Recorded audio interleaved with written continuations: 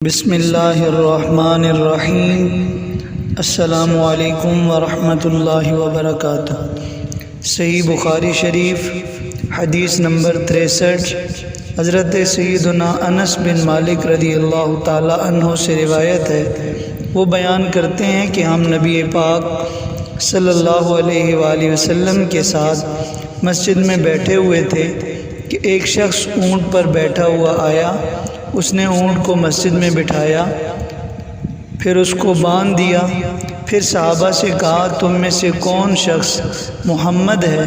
اس وقت نبی پاک صلی اللہ علیہ وآلہ وسلم صحابہ کے درمیان ٹیک لگا کر بیٹھے ہوئے تھے۔ ہم نے کہا، یہ سفید روح شخص جو ٹیک لگائے ہوئے ہیں۔ پھر آپ سے اس شخص نے کہا، عبد المطلب کے بیٹے ہو؟ تو نبی پاک صلی اللہ علیہ وآلہ وسلم نے فرمایا، میں تمہیں جواب دے چکا ہوں۔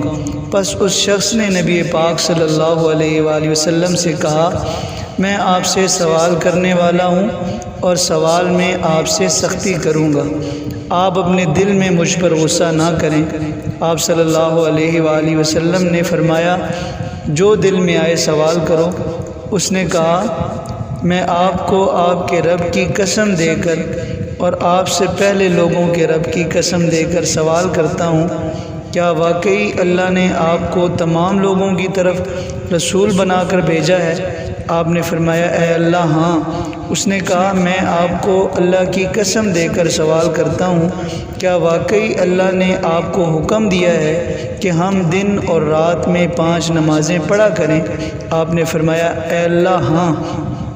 اس نے کہا، میں آپ کو اللہ کی قسم دیتا ہوں، کیا واقعی اللہ نے آپ کو حکم دیا ہے کہ ہم سال کے اس مہینہ میں روزہ رکھا کریں؟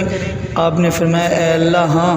اس شخص نے کہا، میں آپ کو اللہ کی قسم دیتا ہوں، کیا واقعی اللہ نے آپ کو حکم دیا ہے کہ آپ ہمارے دولت مند لوگوں سے صدقہ لے کر اس کو ہمارے فقراء میں تقسیم کریں؟ نبی پاک صلی اللہ علیہ وآلہ وسلم نے فرمایا، اے اللہ ہاں۔ اس شخص نے کہا، آپ جو کچھ لے کر آئے ہیں میں اس پر ایمان لے آیا، اور میں اپنے پیچھے اپنی قوم کا رسول یعنی نمائندہ ہوں، اور میں زمام بن ثعلبہ ہوں جو بنو سعد بن ابی بکر کا بھائی ہے۔ سامعین محترم، اس حدیث مبارکہ میں ایک شخص نے پیارے نبی پاک صلی اللہ تعالیٰ علیہ وسلم سے مختلف قسم کے سوال کیے، اور سوال کرنے سے پہلے اس نے یہ حضور کو عرض کر دی کہ میں سوال تو کروں گا لیکن سوال کرنے میں سختی کا مظاہرہ کروں گا۔ لیکن پیارے نبی پاک صلی اللہ تعالیٰ علیہ وسلم کا اخلاق دیکھیے، کردار دیکھیے کہ وہ ہر بات کا جواب بڑے احسن انداز میں عطا فرماتے جا رہے تھے، اور آخر میں اس شخص نے یہ کہا کہ آپ جو کچھ لے کر آئے میں اس پر ایمان لایا۔ اللہ تعالیٰ کی پاک بارگاہ میں دعا ہے کہ مالک ہمیں بھی پیارے نبی پاک صلی اللہ تعالیٰ علیہ وسلم کے پیارے پیارے اخلاق حسنہ کو اپنانے کی توفیق نصیب فرمائے۔ آمین ثم آمین۔